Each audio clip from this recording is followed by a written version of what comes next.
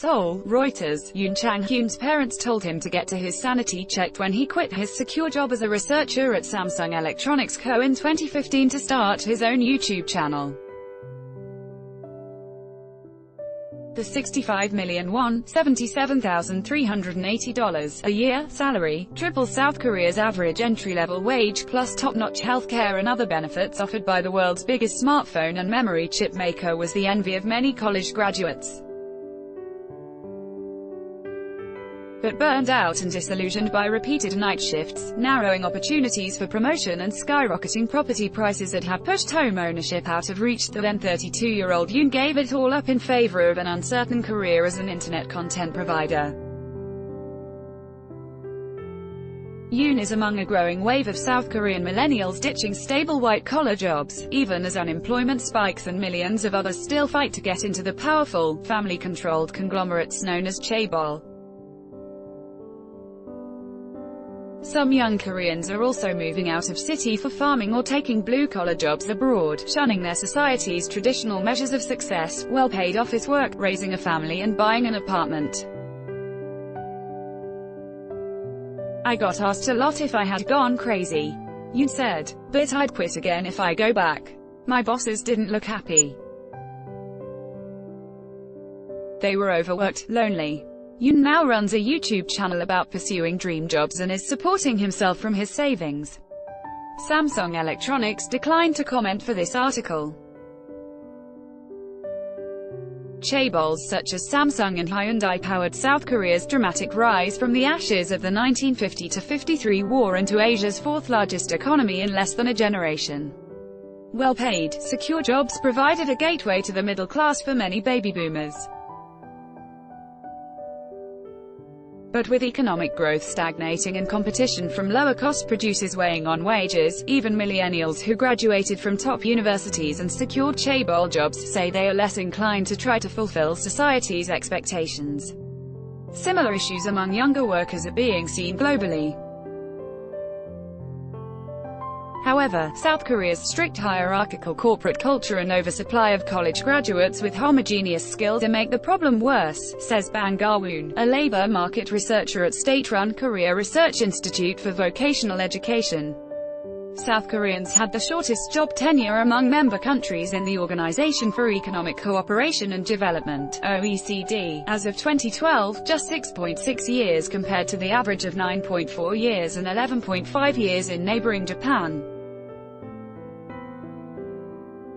The same survey also showed barely 55% of South Koreans were satisfied with their jobs, the lowest rate in the OECD. This January, quitting jobs appeared on the nation's top 10 New Year resolution list on major social media sites.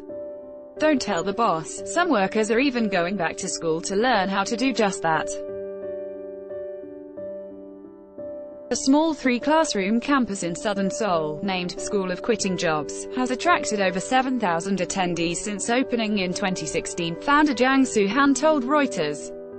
The 34-year-old Jang, who himself quit Samsung Electronics in 2015 to launch the school, said it now offers about 50 courses, including classes on how to YouTube, manage an identity crisis, and how to brainstorm a plan B.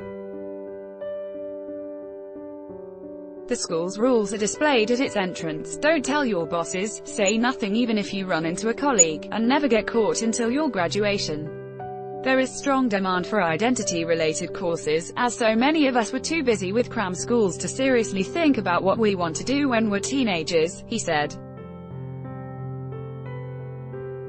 To be sure, the lure of a prestigious chaebol job remains strong, especially with the country mired in its worst job slump since 2009 and youth joblessness near a record high. Samsung Electronics is still the most desired workplace for graduates as of 2019, a survey of 1,040 job seekers by Saraman, a job portal, showed in February.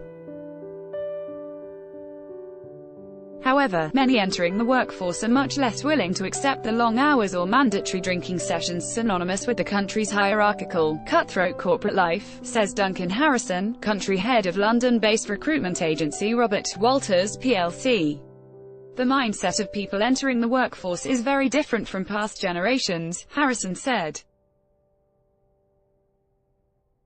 YouTuber, sports star, cleaner among elementary school students. YouTube creator is now the 5th-ranked dream job, behind being a sports star, school teacher, doctor or a chef, a 2018 government poll showed. Some are choosing a simpler life in the country. Between 2013 and 2017, South Korea saw a 24% increase in the number of households who ditched city life for farming, more than 12,000 in total. And in the face of dwindling opportunities at home, nearly 5,800 people also went abroad for jobs last year using government-subsidized programs, more than tripling from 2013, according to government data. Others left without support or new jobs lined up. Plant engineer Cho Sung-duk bought one-way tickets to Australia in December with his wife and 2 kids. "I don't think my son could get jobs like mine in South Korea," said 37-year-old Cho, who moved from Hyundai Engineering. "I will probably clean offices in Brisbane, but that's okay.